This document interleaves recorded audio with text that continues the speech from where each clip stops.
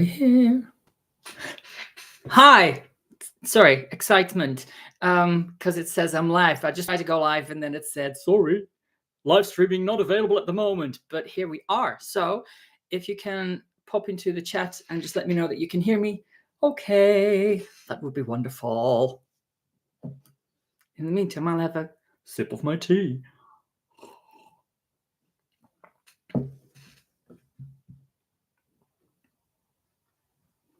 Radio Laughter says, hear you. Excellent. Okay. In that case, let's go. Thank you for joining me this evening. Haven't done a live stream for a while, 3 months, I think. But Wednesday, I went to a talk and I just thought, I have to talk about this. So good evening, everyone. Hope you all had a good week and enjoying the sunshine. Hello, Fat Cat Mama. Right. So much is happening at the moment, so many good things. It's like so many of the dominoes are falling, and quite a few sporting bodies have now said, following the Supreme Court ruling, that they're only got that women's sport is just for women's, right? So it's the FA has announced it. I think cricket has announced it. There's quite a few others. It's too much to remember off the top of my head, but it's all good. Obviously, there's also some that are saying we're not going to honor the support cream ruling. And I think James SS has been posting about various organizations that have sent out internal communications saying we're not going to stick to the ruling. So we'll have to see how all that works out. Obviously, the Supreme Court ruling is just... it was never going to be the end. It's a huge change. I think it's such good news in general. Impossible Agent says, has the nude protest been already? I don't think so, but again, off the top of my head, I don't know when it is. But for anyone who's not aware, after the Supreme Court ruling, there was a massive, huge protest in London. And now there's going to be a follow-up protest where all these blokes are going to get their man boobs out for the whole world to see, because there's nothing to say, this is not a fetish, than to flash your moobs. Anyways, and I do have a song for that. But it's just taking time to get all these things together. But here's a line. And Peppermint Patty is in the chat, and she came up with this. No, she didn't. Sorry. Peppermint Patty and I, we work on stuff together. Somebody else came up with this. Send it to me on Twitter. So I'm going to work on it, and Peppermint Patty's going to help me with it.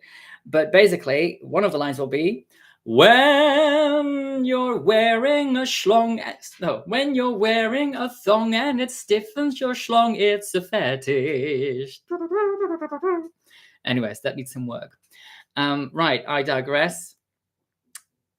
Anyway, the point I wanted to make is there is so much good stuff happening at the moment, and I'm hoping that this will reverberate around the world as well, particularly places such as Canada, New Zealand, and Australia. Now, there is a video that I started working on early January, basically a review of 1 year after the CAS review. Where are we now? What's happened? Because there are at least 14 countries that have now restricted puberty blockers or have put warnings in place.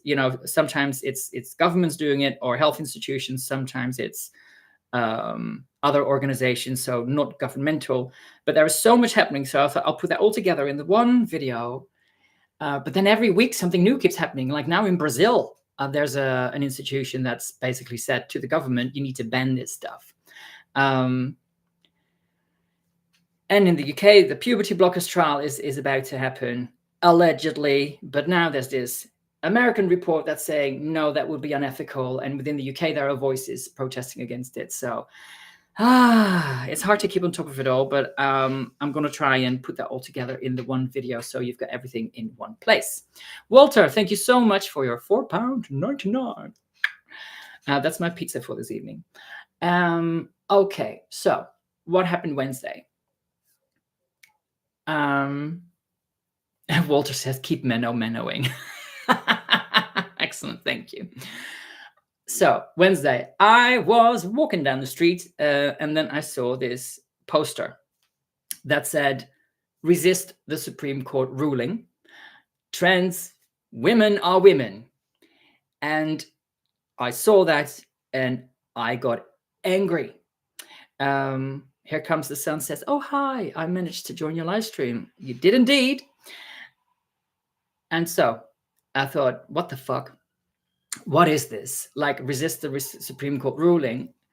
That means you're campaigning against women's rights. You're campaigning against gay rights. And in fact, you're campaigning against so-called trans rights that are protected following the ruling that otherwise would not have been protected. And that's particularly for women who claim to be men, related to pregnancy and maternity and stuff like that.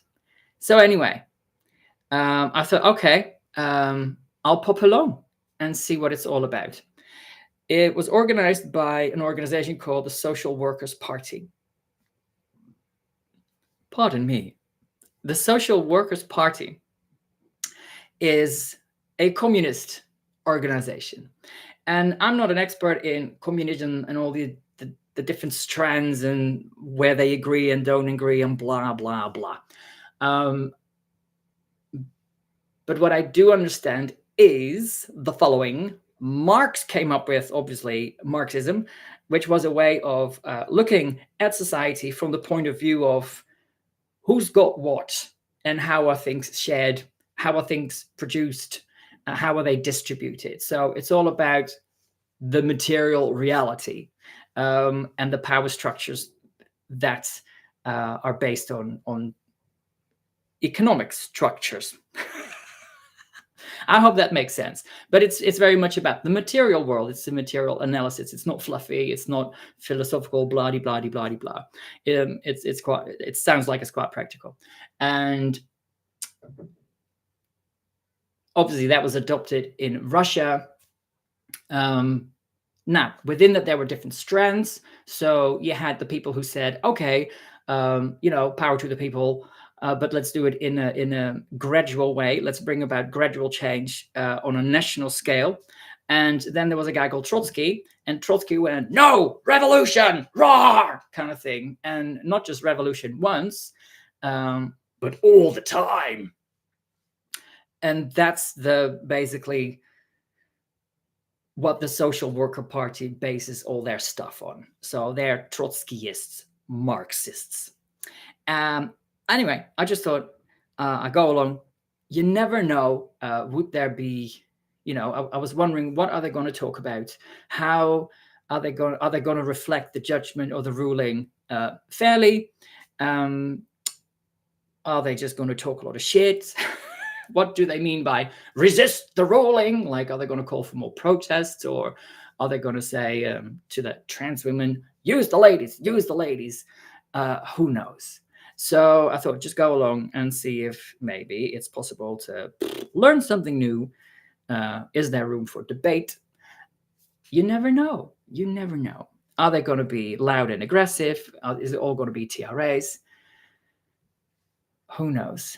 So it started at 7, so I got there for 7 in a little community center. So I just walked in. Amanda Woods in the chat says, "Hi from San Diego, greetings from Turf Island." So got in. It's just a small space. There were about, 30 people. About that, I think. Quite a mixture of ages. I didn't see any trans flags. In fact, I just saw men and women. I didn't see anyone that I thought was going to claim to be non-binary or something like that. I didn't see any lovely blokes in dresses.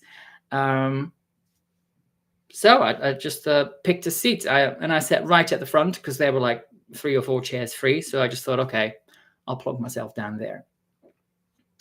There was a table with 2 women. One was sort of hosting the evening, and then the other was going to do the talk. So the woman doing the talk is quite young still. Her name was Sophia Beach. Beach is in, let's go to the beach. Fabiola Alessandra Finger Bertoldi says, hi from Brazil, hola. Thanks for joining. So I sat down, and then Sophia was introduced by her name and her pronouns, and I thought, behave yourself, Minnow, just sit down and be calm and quiet, like, just see what happens. And then she started her talk, and I live tweeted. She did her talk, so let me bring that up.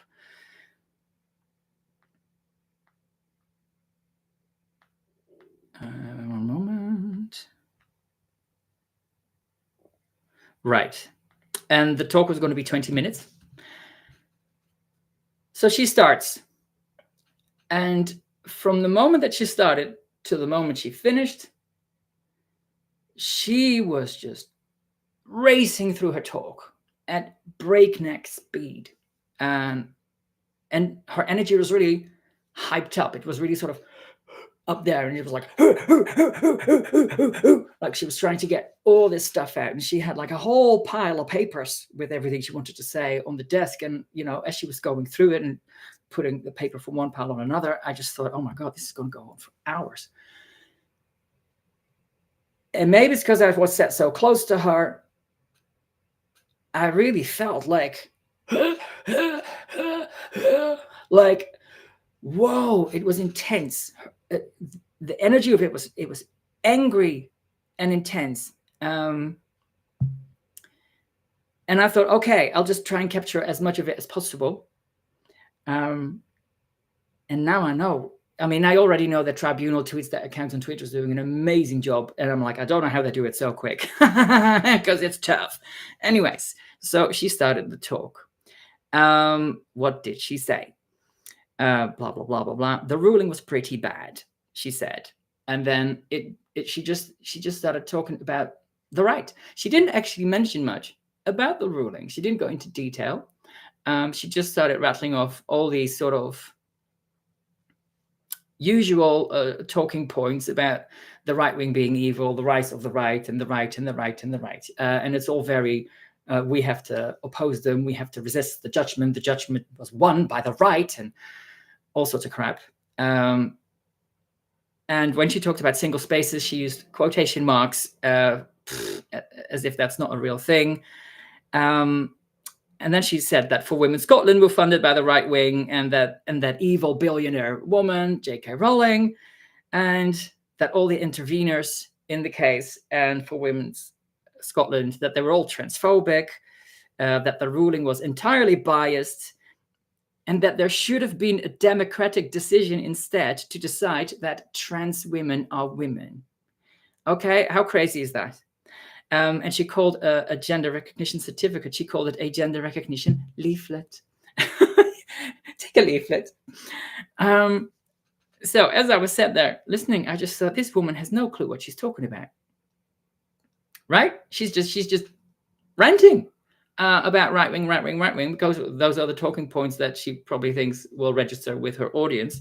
But she's not giving us any insight into what the ruling is, how it came about. She never mentioned the process of how that case came about, that it's taken, 6 years, that it all started with a very obscure little act in Scotland, which was about equal gender representation on public boards.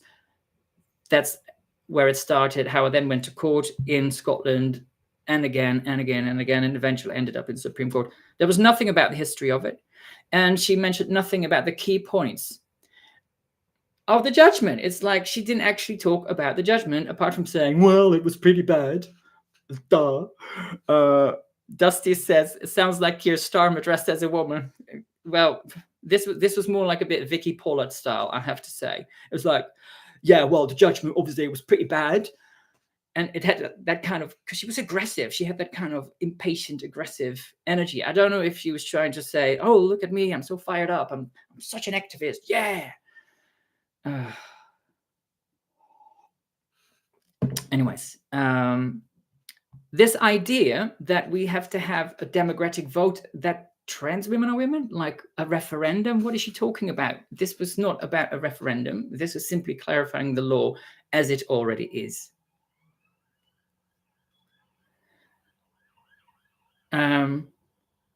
Sorry, I just got distracted by the chat. Like, it's just judges go, like, because other TRAs have said the same thing online. Oh, you need 3 men to tell you what a woman is. And it's like, actually, there were 5 judges on that panel, and 2 of them were women, but they always focus on the men. So completely erasing the 2 female judges. No, it wasn't about deciding what a woman is. It's about deciding what does the law actually say. And the law obviously was put together by Parliament. So or the government at the time, and then approved by Parliament. So to say that it was somehow up to the judges to decide what a man or a woman is ridiculous. It shows that they don't understand anything about it, and that she somehow wants a democratic vote, which is interesting, because that shows that she knows it's not about fact, but somehow she wants to base it on public opinion, what a man or a woman is. Right, what else did she say? Okay, everything is biased, blah, blah, blah. Oh, and then she pointed out that J.K. Rowling posed with a cigar. Well, so does Andrew Tate. As if that's, the big gotcha moment. It's not original. Lots of TRAs have been saying that online. When, J.K. Rowling celebrated with that image on her yacht or wherever, somewhere sunny and fabulous, and she'd sat there with a glass of bourbon, kind of looks like that, and a cigar. I love it when a plan comes together. So, of course, that means that she's just like Andrew Tate, or trying to be like Andrew Tate, even though that was clearly a reference, but she's probably too young to know that. To the A-Team. I used to love watching that as a child. I was like the main guy who used to run everything. Forgot his name, with the gray hair. Hannibal, yes, Hannibal Smith. He would always have the big cigar. But yeah, okay, put a cigar in your face, and you're now Andrew Tate adjacent, and you agree with everything Andrew says, yay, or does, yay, because cigar, yay. It's so boring, and it's so dull, and it's so fucking stupid. But as she was talking, I noticed around me lots of people going, yeah, One guy with a really deep voice, lots of J.K. Rowling smoked a cigar. She posed with a cigar. So Andrew Tate smoked cigars. It makes you wonder where their brains are at. But it's quite interesting to be in that space where people are so far on the other side. Okay, and then obviously she had to say that the Supreme Court decision won't help women's rights at all, which is ridiculous. Oh, there's a question. Again, I don't know how you pronounce that. She says, I'm confused. Are you for or against the UK court ruling? I am absolutely for the Supreme Court ruling. Why? Because it protects women's rights on the basis of sex. It protects the rights of gays and lesbians and bisexuals and heterosexuals on the basis of our sex, which is the only way to do it. So for me, that judgment came as a huge relief. So that's why I went to this talk, because they said, resist the judgment. I wanted to know which people were saying this and were going to argue against my rights and those of women. So, of course, she says that it's not going to help women, because if you protect women in law on the basis of their sex, how on earth would that help women? But she didn't qualify any of these things. It was just statements, blah, blah, blah, kind of rattling them off much faster than I'm speaking now. Then she said, violence against women doesn't happen in toilets and changing rooms. And I'm like, have you never heard of Katie Dolitovsky and other cases that we've had in toilets and changing rooms, and not just in the UK, but around the world, like the Spa incident and Loudoun County, where that bloke sexually assaulted girls in the toilet and he was wearing a skirt. I don't know how they can say these things, but she seemed Loudoun County. I don't know how they can be so convinced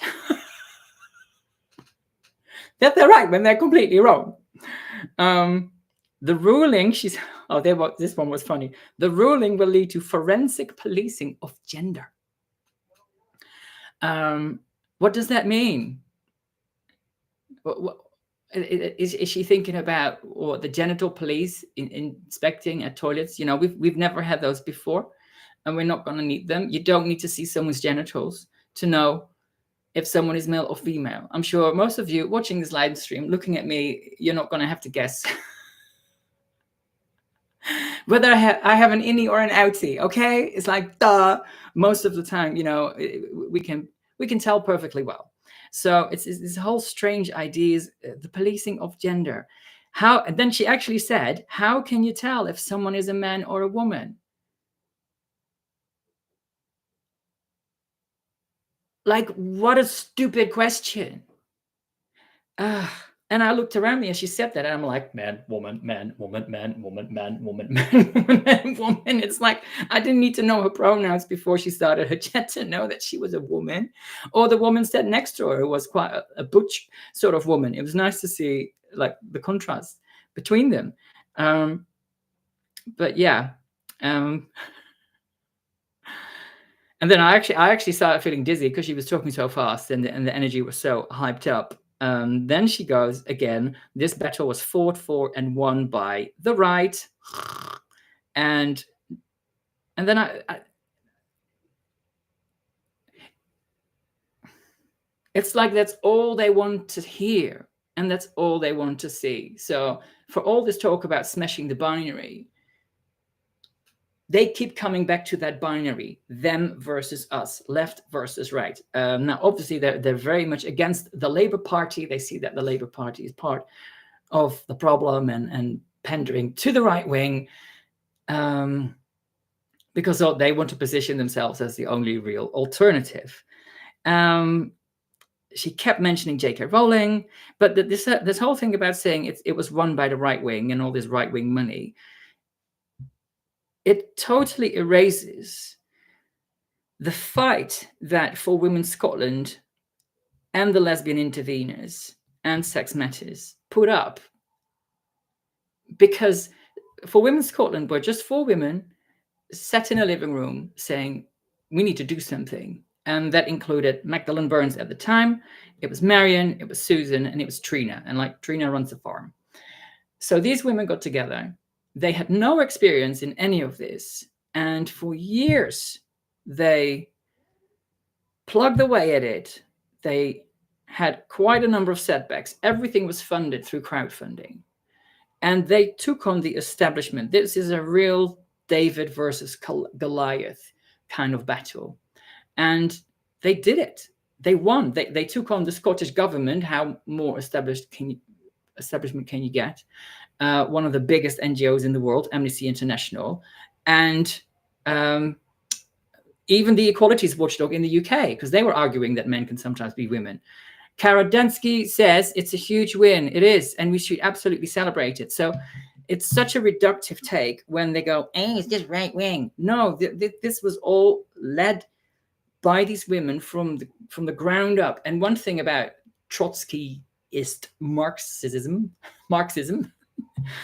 is they have a phrase, society from below. That's like their main thing, which is how you create change, or in their case, revolution in the world. Is it starts with the people on the ground, and that's exactly what's happened in this case. So how these people that profess to be basing all their stuff on Trotsky can't see that is beyond me. Well, it's not beyond me because it's only all they want to hear is right wing evil, blah blah blah blah blah. Oh God. Then she went on to refugees and abortion rights and how those will all be next. Then she said she had 8 more minutes to go, and I was like, please hurry up. Okay. Then she went on to talking about stuff about the importance of the nuclear family for capitalism. So first she's attacking the right wing, and then she goes for capitalism because obviously that's what the Socialist Worker Party rails against. That's the enemy. So for capitalism, it's important to maintain the idea of the nuclear family, husband, wife, children. That is what holds society together, having that in place. And so she said that trans people are a threat to the nuclear family. And then she goes, the fight for trans people is synonymous with the fight for women's rights.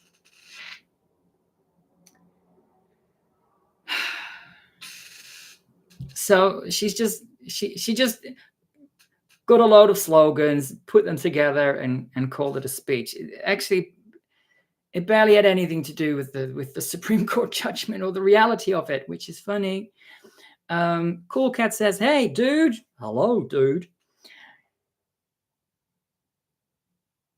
And this is it's so. Oh, I just don't know what else to say. It's so stupid. Like Kathleen Stock this week tweeted something where, she's always been known for being very well spoken and very sort of moderate and polite, but she came out with something saying, it's just stupid. It's just stupid. All of it is just stupid. And it's true. How can you say the fight for trans people is synonymous with the fight for women's rights when it's the very opposite of women's rights and gay rights? Because, and this is a point I've made before in videos. There's one thing that sets the trans movement apart from any other civil rights movement in history. It's the fact that they want to identify in actual demographics of people that already exist within their own right. That's why there's an issue, and that's why it can never be synonymous with any other struggle for rights or any other right groups. It's just bonkers. So I guess you can guess where it went on to next. So she's already said right wing here, right, and there, and everywhere, and it's all evil. Then, capitalism, bad, bad, bad. So then what's next? Can anyone guess? Put it in the chat. What have I not mentioned yet?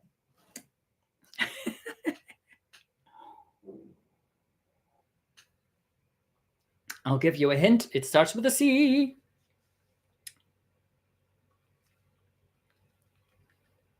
Karadansky says, but trans is so capitalistic. This is true. And they absolutely don't see that.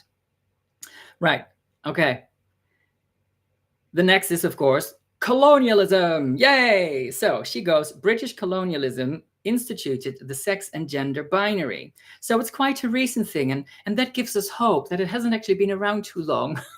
And it's like, I'm sure that all around the world, in all different cultures, everybody knew exactly how babies were made. Now, it's true that different societies had created different classes, if you like, socially, like I don't know how you pronounce this, the Hirja, anyway, in India, or the Fafafin, and those kind of groups. But that's usually because those men were very effeminate, they weren't accepted, so they parked them in this other sort of classification. It's not necessarily a progressive thing to have done, but being progressive, that's one of the key words for the Social Worker Party people. They kept going on afterwards, because I didn't leave them until about 11:30. Okay, started at 7, so I spent a good few hours with them. Right. So yeah, all the usual about colonialism, British Empire, bad, bad, bad, destroyed everything. Then she was nearly done. But as I put here in my tweet, she had hardly mentioned anything about the judgment. It's like, what you doing? It's just an excuse to rant, right? Anyway, so then she was done. I was like, hurrah. She gets a round of applause. And the woman who was hosting the evening said, that was excellent, Sophia. That was excellent. Nah. Now, after that, we all had to go into small groups. And then we had 3 minutes just to talk about the talk. So I turned around and there were about 1, 2, 3, 4, 5, maybe 7 or 8, including myself, in our little group. So we all face each other, say hello, and then nobody said anything. So I thought, okay, well, I'll kick it off. And I just said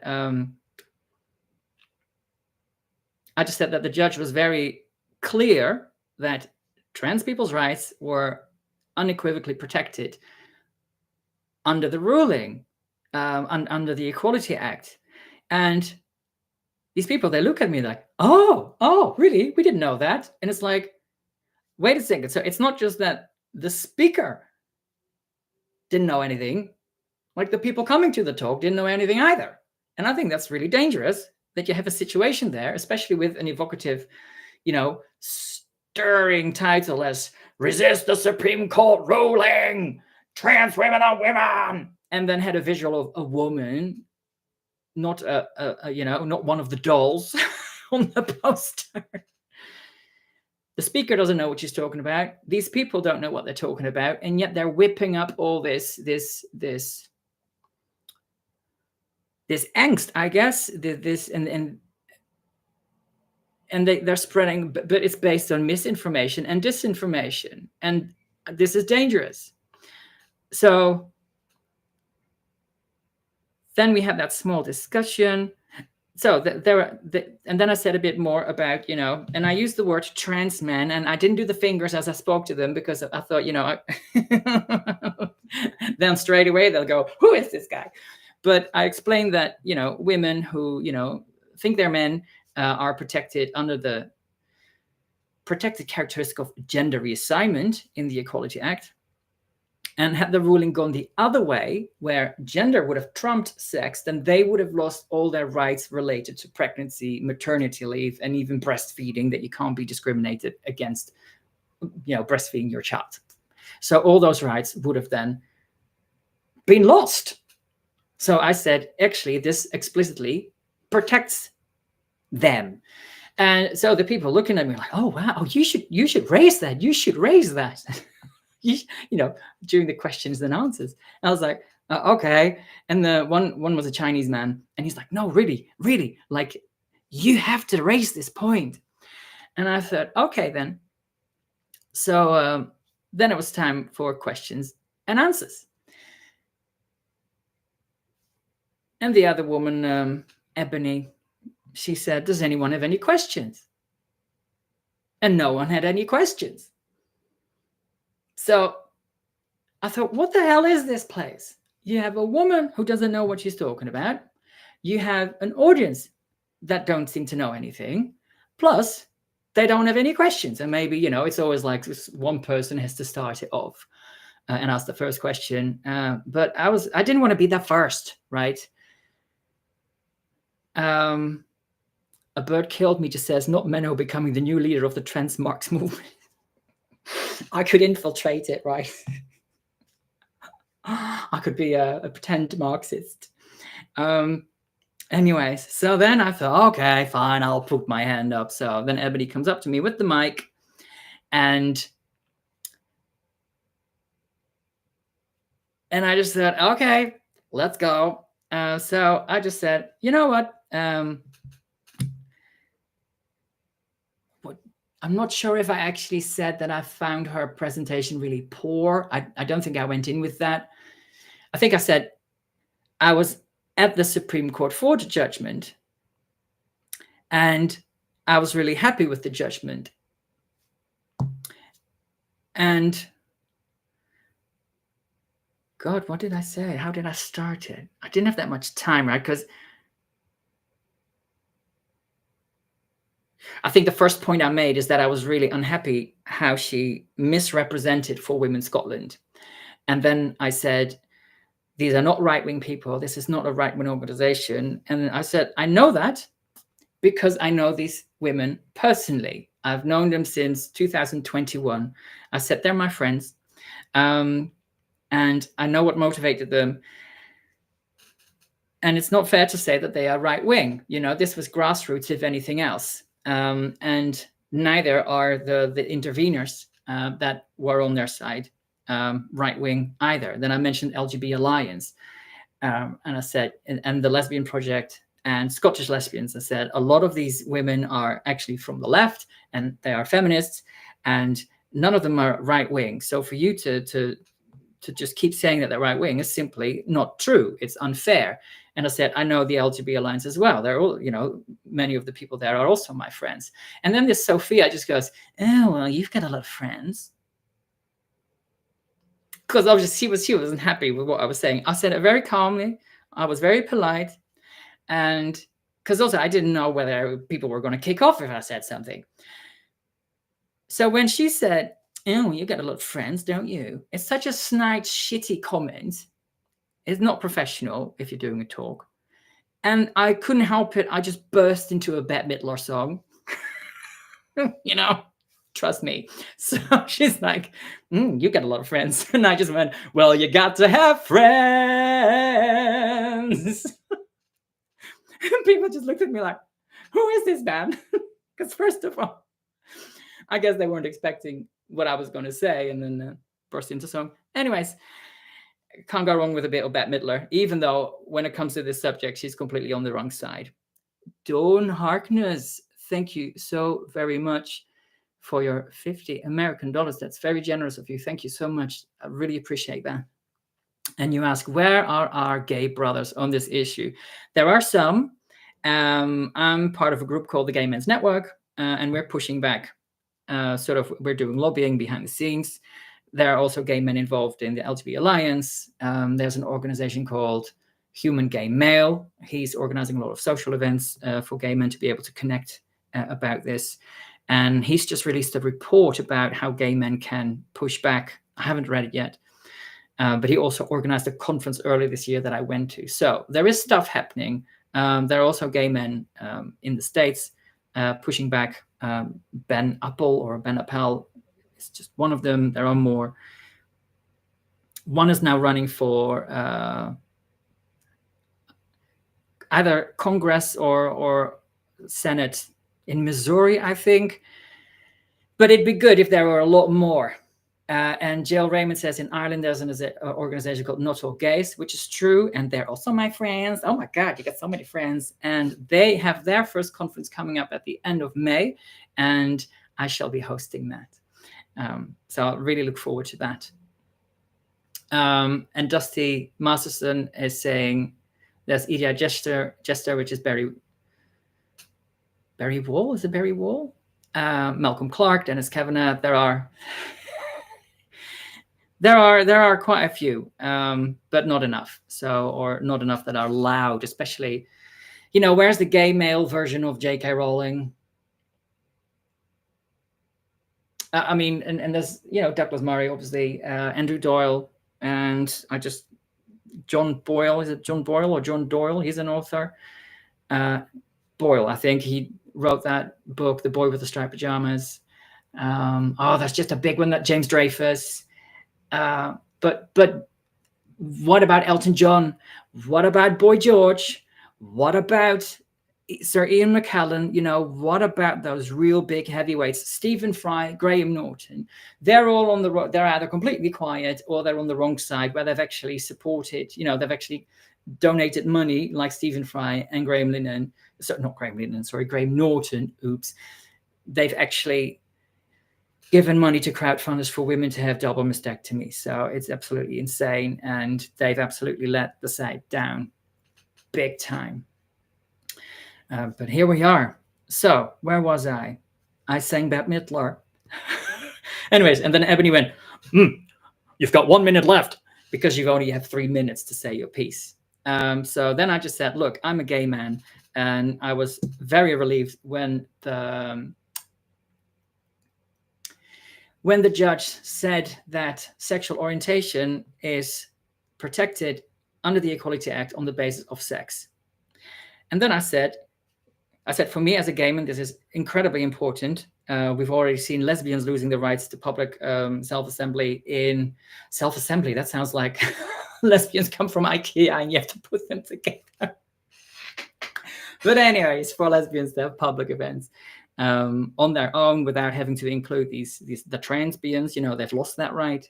I said, so I'm so happy that we have this judgment now and that we have this clarity and that my rights are unequivocally protected on the basis of sex. You say we have to resist this ruling. So my question to you, Sophia, is when did you decide that fighting against gay rights was a progressive thing.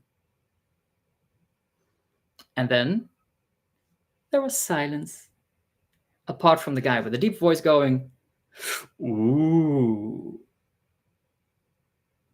Now, as I was talking, she was scribbling down notes, like furiously, because everything about her was quite furious. So she's scribbling away. And then I thought, okay, well, now she's going to answer my question. But that didn't happen. What happened is basically the way they structured is everybody gets to ask questions. And then at the end, Sophia will respond to sort of sum up. Peppermint Patty, thank you so much for the 10 British pounds. And you say, love the vest. Thank you very much. Loads of moths in my closet. It didn't have any holes in it to begin with. But they're very well coordinated moths. They have a great taste in fashion. Right. So what happened next was pretty intense. I'm just going to give that a heart.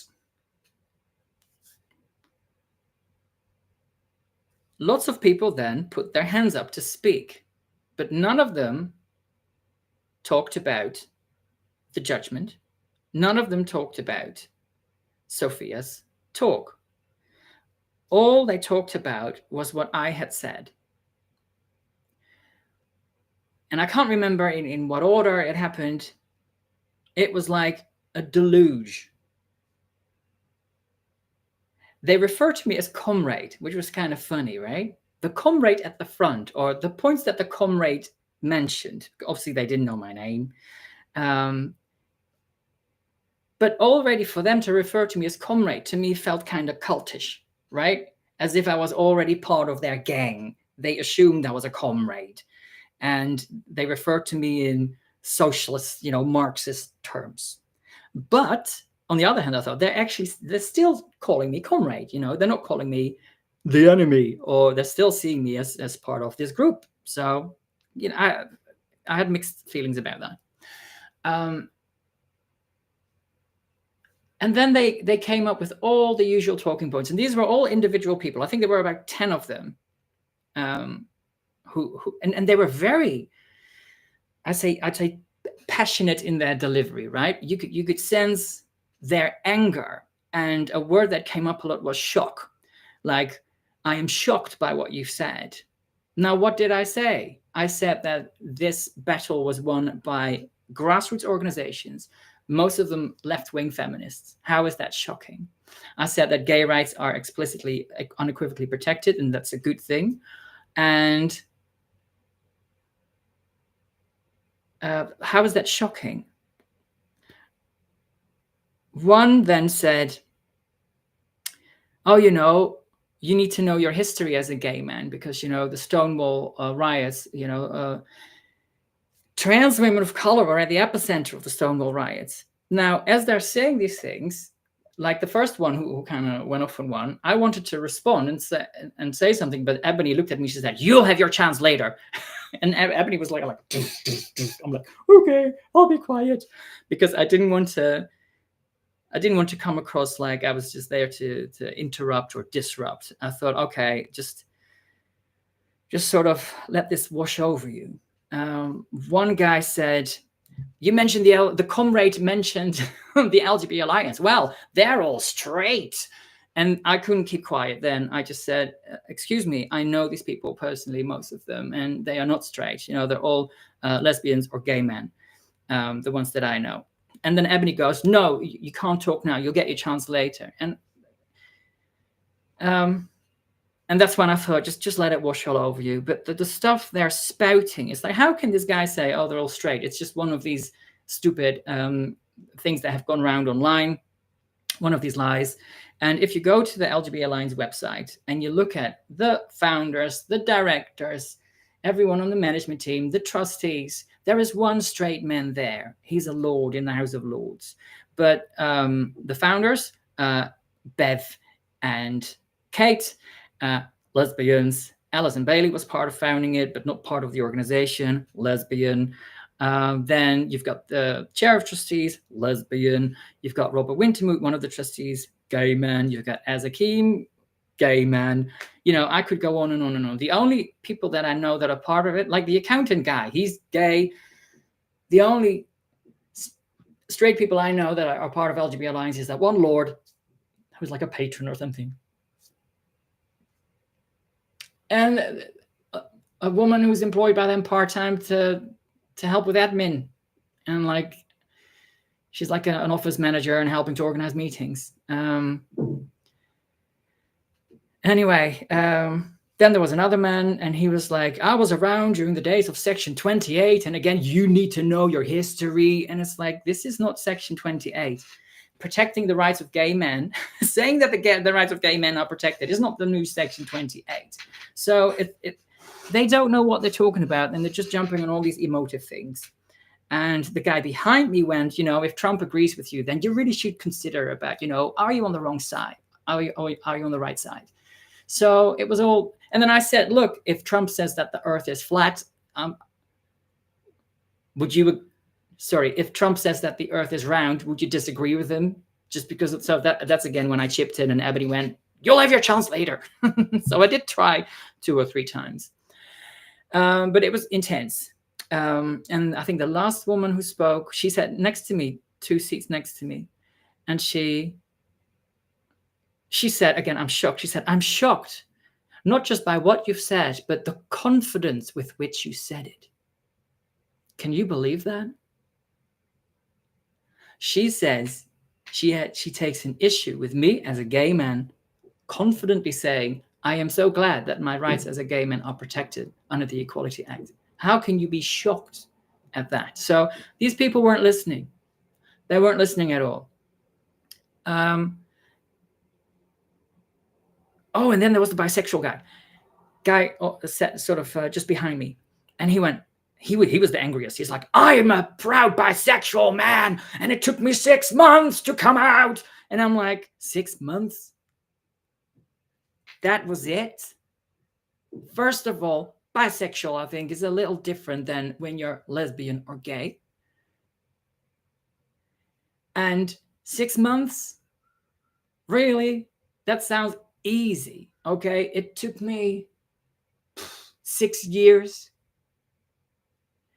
And then he said that it was a trans friend who helped him realize, that he was bi. Anyway, so it was all very emotive stuff. Nobody asked a question. So as I was sat there sort of listening to everything, I thought, well, you're all very shocked, but you're not very curious. They're not very curious about the case. They're not very curious about the actual ruling, or that these women are actually, most of them, on the left. And for Women Scotland, it's very clear that they're not party political. They don't care if their supporters are on the left, on the right, in the middle, whatever. For them, it's all about the issues and protecting women's rights. So Impossible Angel says, clutching pearls. Yeah. They all finished their little 3-minute speeches, or whatever you want to call them, with a similar kind of statement, one struggle, one fight, and solidarity, and we must all stand together. Because that's the thing about socialism. All the oppressed have to stand together to take on the system or the powerful. One struggle, one fight. And that's what you always hear on the chants that you hear during those protests. So these are ideologues, and they're so stuck in their thinking. It reminded me of years ago. We're going back to 2000 to 2003. I used to go to a place called the Center for Gnostic and Anthropological Studies. Okay, it's Spanish, Centro Gnósticos Estudios Gnósticos. Anyways, it's a worldwide organization. I first went to them because they did a talk about Egyptian mythology and what this represents about, our spiritual journey through life. I was so into that in those days. And then I started going along to their weekly lectures. Then it became twice weekly, where one evening a week it would be a lecture about anything, about, as I said, the Egyptians, or the legends of King Arthur, or Tibetan psychology, or modern psychology or religion, whatever. They looked at everything, and that's what I loved about it. And then the second evening a week, it was a practice, like a meditation or a creative visualization. And then they started offering Spanish lessons on the Saturday because all their literature was in Spanish, because that's where the headquarters were. And I mean, I went there for 3 years, and after a year, I was like, this feels a bit culty. And then everybody started talking the same language and using the same phrases. And eventually, they basically kicked me out for being gay, because they asked me in for a private meeting about my spiritual progress. And I sat down and they said, "Are you gay?" And I'm like, "Yes." And they're like, "Yeah, that's a no-no. So go home, meditate really hard for 6 months. You'll realize you're straight. Then you can come back, but you have to start from the very beginning, because obviously the message hasn't quite sunk in yet, or you'd realize you're straight by now.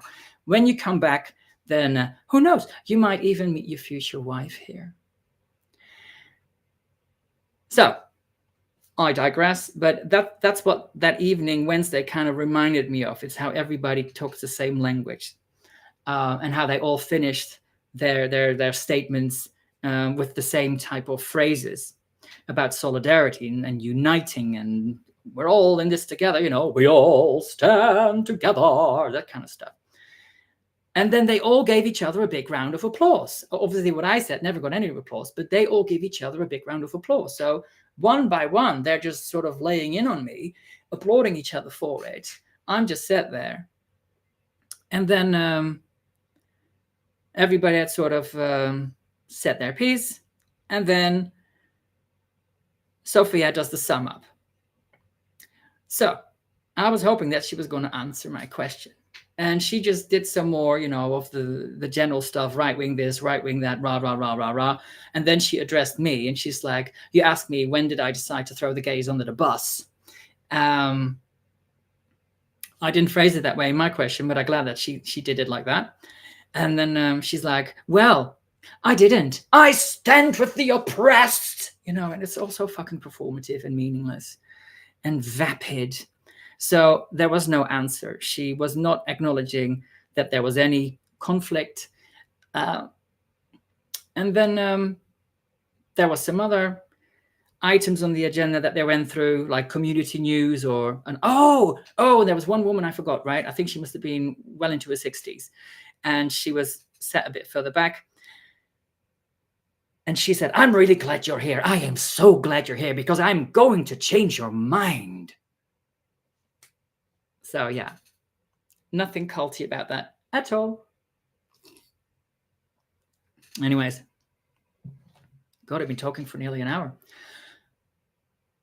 And this was just the talk. So then the evening there wrapped up, and I thought, I'm just going to stay on my seat and see if someone comes up to me. And the first person to come up to me was Ebony, who was the woman who'd been hosting the evening. And so she sat down, and I can't remember exactly what the first thing was that she said, but in response, I said, "Look, one of the things that I worry about is, when people come from very different perspectives that are so opposite, is there still room for us to be able to discuss and to debate and to share points of views? We don't have to agree, we don't have to meet in the middle, but can we at least listen to one another?" And I had quite a nice little chat with her. And she then talked about gender roles, as in what's expected of men and what's expected of women, and how we ought to behave and what we ought to look like. And she was quite a butch woman. And, she said, "A lot of people think I'm a lesbian." And I said, "Yeah, that was my assumption." And she said, "Well, I'm not." And I said, "Well, great. I mean, my twin gets the same. A lot of people think she's a lesbian, but she isn't. Sometimes she gets homophobic abuse for it. But she isn't." And I love that. I love that when you're wrong. And I said that to her as well. I said, sometimes you have these assumptions about someone, you can have a really camp effeminate man, and it turns out that they're just, very heterosexual. Great. I said to her, "If I look at you and Sophia, completely different type of women, and that's wonderful. That's the diversity I like to see." So And then she said that she was going to do a radio show on the Friday, and she was just about to invite me to come on it, I think. And then this Chinese man butts in that had earlier said that I should raise my hand and point something out about how trans men were protected under the Equality Act specifically. So he wanted to have a chat. He wanted me to buy something. See, this is how it happens. They already call you comrade. One says, I'm glad you're here. I'm going to change your mind. And then he's like, you should buy this booklet. Now, this already had pink, a baby pink and baby blue colors on it. He's like, it's only £3. You should really read this. Educate yourself. They kept coming at me to say, you don't know what you're talking about. You don't know gay history. You don't know this. You don't know that. We're so shocked. Do better, educate yourself. Not necessarily in those words, but that was the message. So this was a booklet about how we can fight for trans rights and non-binary rights. And he's like, I really want you to read this. I really want you to read this. And I'm like, I've read enough, right? I've been in this 6 years. I've read enough. And then but he kept pushing it, right? And then I said, look, where are you from originally? Or like, what's your ethnicity? And he's like, I'm Chinese. I said, well, okay. Well, I could never identify as Chinese because I'm white. And he's like, of course you can. And I just went, what? What? I said, no, I don't know what it's like to go through life as a Chinese man because I'm not Chinese. And he's like, yeah, but you could change your passport or, you could live in China. I was like, but I'm, it's like, where do you go from there? Right? Where do you go? Anyways. And I just said, like, oh, one thing I did say out loud, as the other people were doing their feedback on me was lesbians don't have penises. And I said that to him and he's like, well, why not? And I'm like, because you can only say that if you deny what homosexuality is. And he's like, well, but that's your opinion. And it's like, no, that's based on fact. So it's like, you have all these stupid conversations with trolls on Twitter, and then here it's happening in your face in real life. It's so bizarre, especially if it's one after the other, and you're like, you're the only one. You're on your own right there. And you're like, what? Well, where am I? Have I just gone down the rabbit hole and ended up in Alice in Wonderland? Anyway, he noticed he wasn't going to get anywhere with me. And then he got a bit agitated, and I didn't want to buy his stupid booklet for £3. So then he walked away with like one of those passive aggressive smiles, like, and I'm like, okay, I'll just let him go. And then I thought, okay, I wanted to find Ebony again to talk about this radio show because, I have to say, if she heard what I said and she was interested in, I think, talking to me more. So I think that's a good sign. It's not like anyone, tried to attack me or anything. It wasn't like that kind of crowd. So it was crazy, but it wasn't nasty. If you see what I mean. I wasn't unsafe. Okay.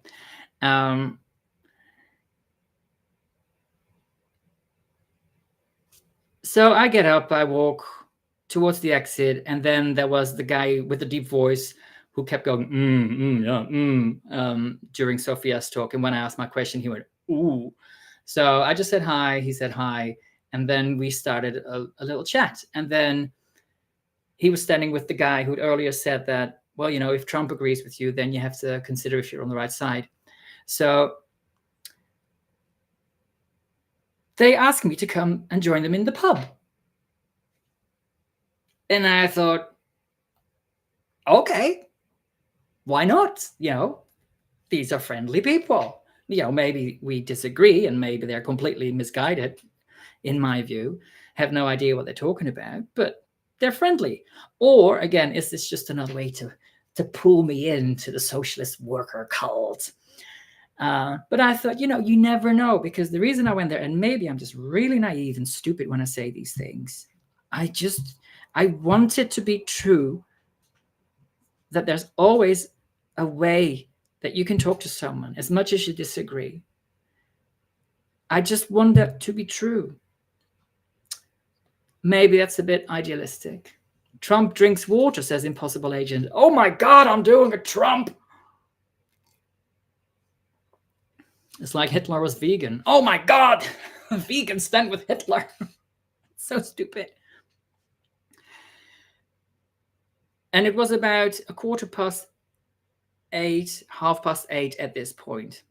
So then, with a whole bunch, we went to the pub. So I was chatting with that really tall mixed race bloke, and he started asking me a lot of questions. And I thought, this is great.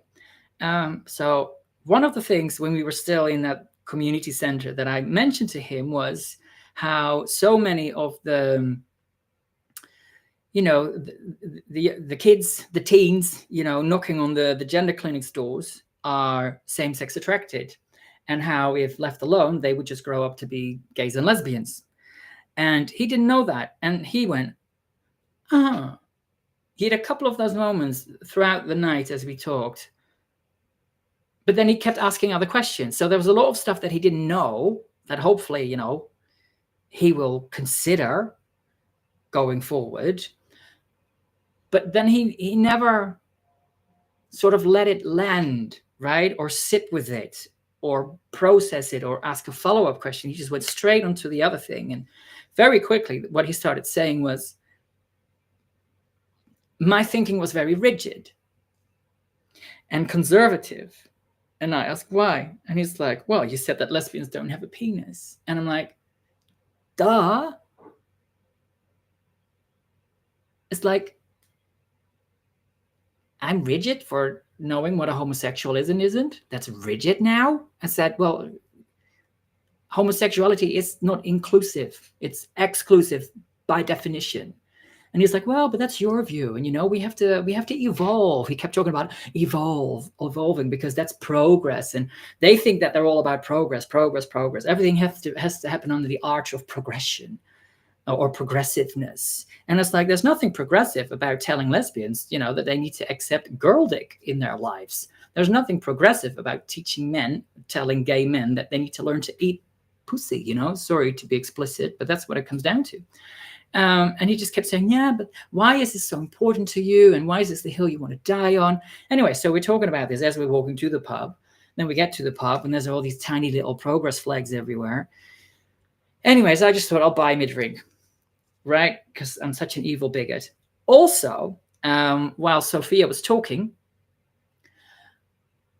doing her talk, right, she got so kind of worked up. Once she'd finished talking, that she started coughing. And I did think that while she was talking, that she'd be amazing at playing the didgeridoo, right? Because she can breathe and and race through a speech at the same time. Like she could keep that didgeridoo going forever. Anyways, so she started coughing and no one did anything. And I'm like, look, she's struggling. So I sort of, went like, and she kind of went, But I went to the back of the room. There were 2 bottles of water on the table. So I got one, gave to her, she drank, and then she was fine. But yeah, that was the evil bigot having to do that. Because that's how all the socialists stand together. Anyways, so then we're at the pub. I buy him his beer and we continue chatting. We sit down in the beer garden at the back. And Sophia is right there. And she still has that same hyped up energy. Now, so tall, mixed race guy, like at one point I said to him, look, you're a mixed race man. I didn't need to do a genital check for that. And I didn't need to ask you about your, where your parents are from. I can just tell. And he's like, well, yeah, that's true. And he's straight. And one thing that he kept saying, he kept coming back to that, is like, when I say it's homophobic to deny what a gay man or a lesbian is, he's like, well, who are you to say that? And so like nothing means anything. Nothing seems to matter. And that to me is really strange if they're coming from a so-called material analysis of the world. And I also asked him, well, could I identify as black? He's like, yes, of course. And I'm like, what? What? It's like, where do you go from there? Now, Sophia was there. And Sophia's like, it's that kind of energy. And she's like, what's a woman? What's a woman? And I just went, an adult human female. Oh, really? And what's a female? So these are not questions about, these are not curious questions. These are not questions to learn something, to find out something. These are just questions to go, you're wrong, you're wrong, you're wrong, you're wrong. And I say, well, for female, the definition for humans is the same as for all mammalian species, and even for plant species and fish and lots of others. It's about reproductive pathway, biology. And she's like, yeah, but what is sex then? What is sex? I mean, is it chromosomes? Is it genitals? Yeah, what is it? Like, and I went, well, it's about the reproductive pathway that you develop along. So I say, you're now talking about, you say chromosomes and genitals. Genitals are what develop as the result of your sex, whereas chromosomes are a building block of your sex. So these are all different aspects, but that is not what sex is. Sex is based on the reproductive pathway that you've developed along, which is geared towards either producing small gametes or large gametes. And then she just kind of went, and she turned to talk to someone next to her, and she just didn't want to know. She didn't want to engage. Anyways, and then the guy next to me, the energy between us got quite spiky, and because he just kept firing questions at me without listening to any answers, or as I was just 2 or 3 words into an answer, straight away cutting in, jumping down my throat with something else, and it was relentless. And at one point I did think, what am I doing here? Like, why am I doing this? But I just really wanted it to be possible to have some sort of conversation. And he asked me, like, why did you come? And I was like, well, maybe, to learn something new, or at least to understand where you're coming from. And to sort of challenge you on it, because I feel that with the poster saying, resist the judgment, is that you're coming for my rights. So I want to know why. And I said, well, at least one good thing that's come out of this, is the fact that we can sit here in the beer garden of a pub with a drink, and we can at least talk. I said, I find this talk very frustrating, but at least we're talking. And, we weren't hitting each other or grabbing each other by the throat. But it got unpleasant at times. I have to be honest about that. It just felt like, in Holland we say, you're fighting against the sea. But there was one woman there, maybe late 20s, and she seemed really calm. And she asked me some questions, and her voice was calm, and she sounded like she wanted to learn or to understand where I was coming from, and not to attack whatever I was saying. And I wanted to spend more time with her, but then that tall mixed race guy just kept jumping in, kept doing that, and kept saying, you're rigid, you're conservative, and why is this the hill you want to die on? And he's like, then at one point he went, you're obsessed. Why are you so obsessed? And I'm like, oh, here we go. I've nearly got my bingo card full now. Why am I so obsessed? And I said, I think that's really unfair that you say that. And he's like, but this is all you talk about. I'm like, because that's what the talk was about this evening. Duh. And he's like, yeah, but there's so much else going on in the world. There's the environment, there's this, there's that. This is the hill you're choosing to die on, mate. The water levels are rising, and you'll be there when the when the water is at the top of that hill, and you'll still be going, yeah, trans. And I'm like, but that was the topic of the evening's event, and all you ask me about is this topic. But I have to give it to him. He apologized. So, it's not all bad. He said, okay, I shouldn't have said that. And then, God, what was one thing I said that really pissed some of them off? And then they walked away to sit somewhere else. It's when somebody mentioned Caitlyn Jenner. And I said, look, he's just a bloke. He's just a bloke with a fetish. And they just went, whoa, they moved. So I think that was a bit too much for them. But also throughout this chat in the pub, a couple of times I said, look, trans women are men. And if you don't recognize that, then you won't understand any of the rest of it. And there were quite a few things that we agreed on, which was very much about all these stupid social constructs around what a woman is supposed to be like, what a man is supposed to be like. So, those social straitjackets. And we talked about that. And that's where we very much agreed. And I'm like, look, the only way that you can break those regressive sexist stereotypes is by embracing your sex and giving gender the middle finger. But they didn't understand that because they just kept going, oh, but colonialism, blah, blah, blah. So, and then it got late, the beer garden closed. So we got up to go inside. And then tall guy, because he also said, I don't know if you're hearing good faith. That's the other one. Bad faith, bad faith. Right wing, bad faith, bad faith. And I was like, you think I'm going to come to this event and try to answer all these questions just out of a bad faith position? I said, you need to give people much more credit. And he was like, oh, but because I said, this is, you're blindsided. And he's like, no, you need to read more socialism stuff. You need to read this book and that book, and then you'll understand. And he's like, I was once like you. He used to work in finance, he said, and he used to think, oh, what's all this trend stuff, rah, rah, rah, rah, rah. But he said, then I educated myself. And I was like, well, I went the other way.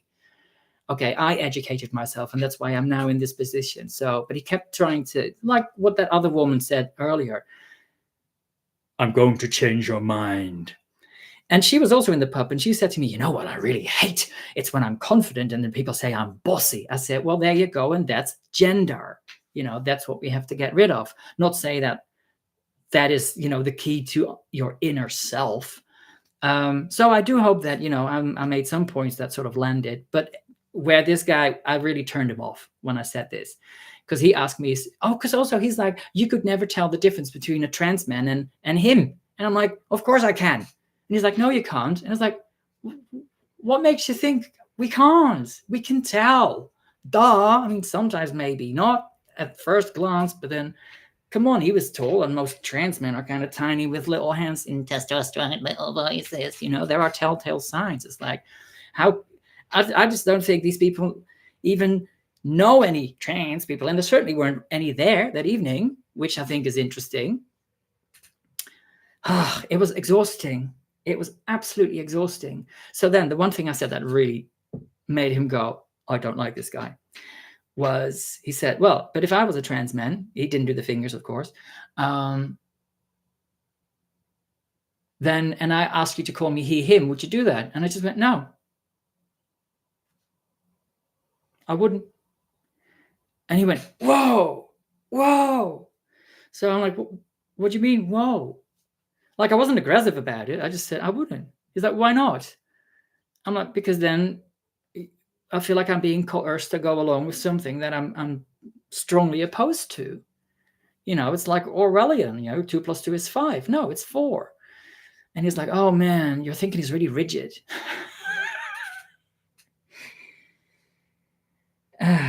So, but he was really shocked by that. And I said, no, I'm not going to go along with that in any shape or form. And he's like, oh, and he kept going back to racism. He's like, oh, what? So, if we're in the 60s and we use the word colored for people like me, and then I would say, please don't call me colored. Would you then still call me colored? And I'm like, this is a completely different thing. That's not the same. A woman wanting to be called he, him is about saying that she's me going along with reinforcing something that she's not. Duh. That's very different from whether you use words that are supposedly derogatory or racist. There's nothing derogatory about calling a woman she, her. But it's a trans man. Anyway, he actually took a few steps back. So it's just interesting to see what when you're having a conversation with people that are so far on the other side, there are a couple of lines that apparently you cannot cross, and that if you do cross them, the shutters go up and they won't listen to anything else you say, or they will just dismiss anything you've said.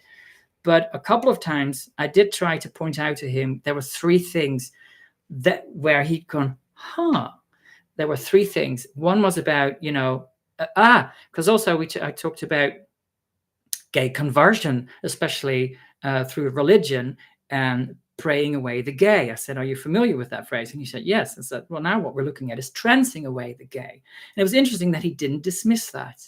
He did go, So there was that, and there was all those, kids, teens at the gender clinic, the same-sex attracted kids are so overwhelmingly overrepresented.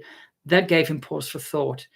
And there was another thing. But anyway, I just kept repeating those throughout the night, just hoping that he'd remember it. But and again, we left it on quite a bit of an antagonistic note. Somebody said something in the chat which is a bit odd. Mr. Menno, I notice your eyebrows are a bit thin around the edges. Please get checked out for iodine deficiency or thyroid problems. They always are. They always have been. I don't have big eyebrows, especially there and there. It might be the light. I don't know. But I don't know what that is, that deficiency, but I'll have a look. I'll have a look. Who knows? So then we went inside, and then I was there with him, tall guy, and the calm girl. We're sort of saying goodbye. But the calm girl, and I said, I wish I'd had more chance to talk to you.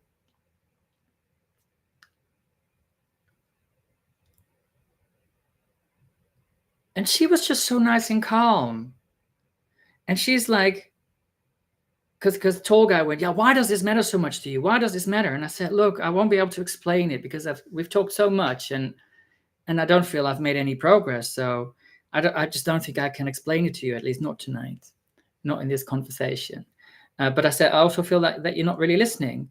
And I said, I think that you and I, we've done something that, is maybe male typical behavior, Oh, the other thing that he didn't know that I told him is that, trans women can't identify out of male pattern violence. And that's another reason why you have to acknowledge sex in statistics and in the prison system. So that made him think. So these people, I mean, most of them know nothing. And somebody said, he sounds obnoxious. I mean, I agree to a point, but at the same time, he maybe we just didn't manage the conversation that well. There was also something friendly about him. And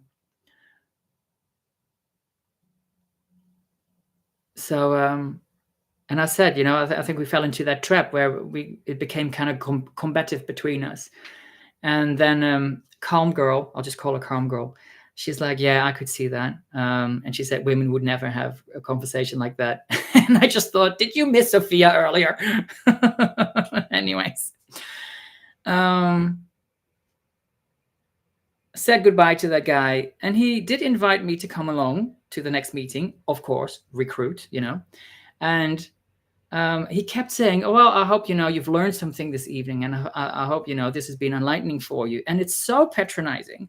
And it's the same as when you're talking to someone who's Christian and who's standing on the street and they want to talk to you about God and Jesus.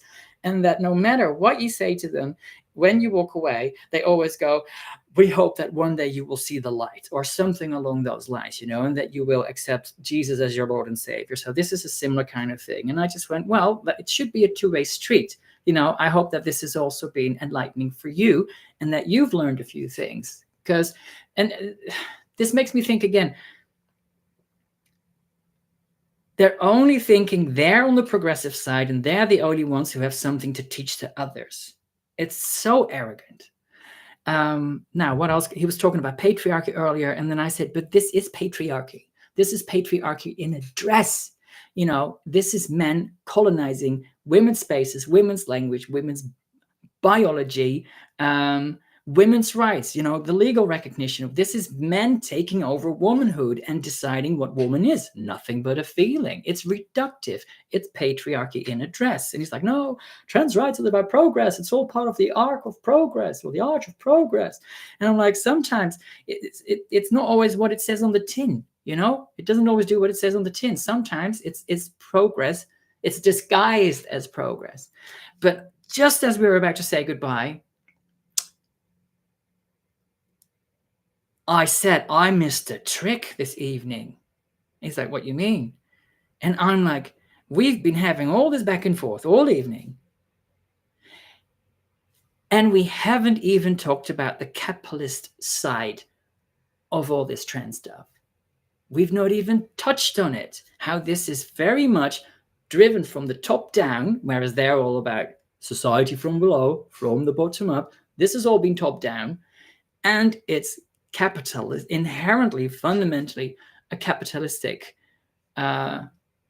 idea, or capitalism that's driving this, that the market for all these surgeries and hormone treatments is estimated to grow significantly. I don't know the figures here, but there's a report about it with estimates for the size of the market by 2030. It's gone from millions to billions, because obviously you're creating lifelong patients. And I said to him, that's what we should have talked about. But anyway, and then it was just me and Calm Girl, and she was hungry, and just like, I really need a KFC. So we walk to KFC, and we're just having a really calm conversation. And it was such a relief after 3-4 hours of that real intense stuff. So we're at KFC, and she's ordering stuff, and we're just chatting, and she said it was her first time there that evening. And she said, this is what the left gets wrong. She says it's all about theory with them. They're not about the practical realities. It's all about theory. And she mentioned puberty blockers for children and how she's against that. And it was just such a relief to have a moment of, I'm not the only one who sees some sense. And then she got a KFC, jumped in an Uber. We said our goodbyes. She was really nice. She is a facilitator, so she's used to facilitating conversations. It's just she couldn't get a word in edgeways in the beer garden. And she works with people with leprosy in India and helping to reduce the stigma around that, and also stuff around the caste system in India. And then we said our goodbyes, and I went home. And I got home about 11:45 because I tweeted about it again at midnight. So it was a long evening. And they want me to come along to the next one. The next session is going to be about toxic masculinity. And when Ebony announced it, she says, and we all know who are to blame for that. And I'm like, okay, here we go. Is that just men? Men getting the blame. What an open-minded way of exploring a topic. And I'm sure they'll mention Andrew Tate and how J.K. Rowling is just like him. It's ridiculous. Anyways, so that was my evening. And I've been talking about it now for about 1 hour, 20 minutes. So somebody said, are you going to go to the toxic masculinity talk? I wouldn't mind going, just again to see what they have to say about that. Although, again, from the outset, it seems that they will take a very narrow view on that. There was a talk last on trigonometry between those two guys and a woman. Is her name Deborah? She runs a podcast called The Guilty Feminist. Quite a few people have been talking about that because apparently it was she didn't come across very well, and she was just talking a lot of rubbish. But they did focus on toxic masculinity for a bit, and they were drawing on quite a few, there were different perspectives there, and it was interesting. But I think from the social worker place, you're just going to get a very limited point of view. But I won't go because on Thursday, I'm going to go to the Netherlands because it's Mother's Day on Sunday, next Sunday. Not this week, but next week in the Netherlands. And I want to see my mum and give her a big hug and tell her that I love her. So I'll probably be packing on Wednesday evening. But I have to say, As weird as it was, they didn't chase me out. They invited me to the pub. They didn't call me names. So it's very different from when you had different protests. Peppermint Patty say, did you see the Sun headline? That's about the football, right? They think it's all ovaries. Very funny. So yeah, that's it from me. Thank you so much for joining me this evening, and thank you so much for the super chats. I really appreciate that. It makes a huge difference, honestly. And I wish you all a good evening.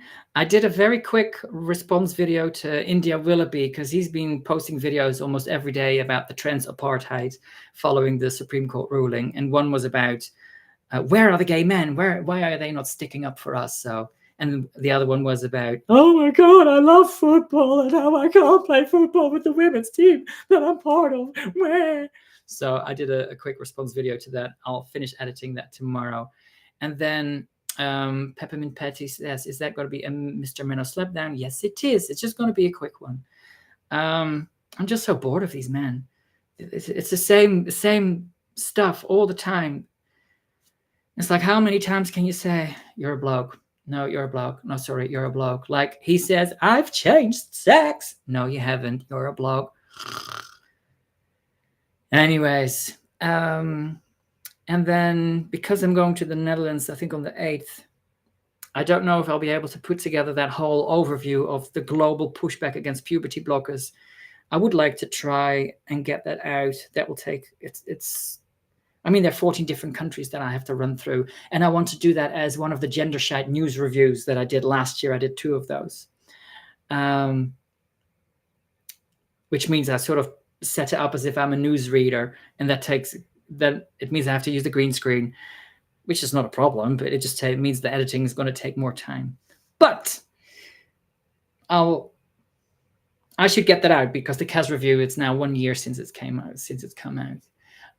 But then I also thought I should do a song about the judges from the Supreme Court because Peppermint Patty, who's in the chat, she came up with an idea for that to the tune of, that song from Oliver the Musical, Consider Yourself at Home, Consider Yourself part of the family. But then this would be, the judges responding to everyone going, oh, we're so confused. So much confusion. This isn't creating clarity for us at all. We're just more confused. What does it mean? And all the judges come out and go, consider yourself a bloke. Consider yourself out of the ladies' room. Something like that. But, all these things take time, and there's not enough time in the world. So that's it. There we go. Have a good evening, everyone. Have a good evening. I just said that. Very good. I need to grab some food. And is it Friday? It's Friday. So have a good weekend. And I shall see you in the next one. All right? As Cilla Black would say, ta-ra for now. And the stream. Yes. Ciao, ciao.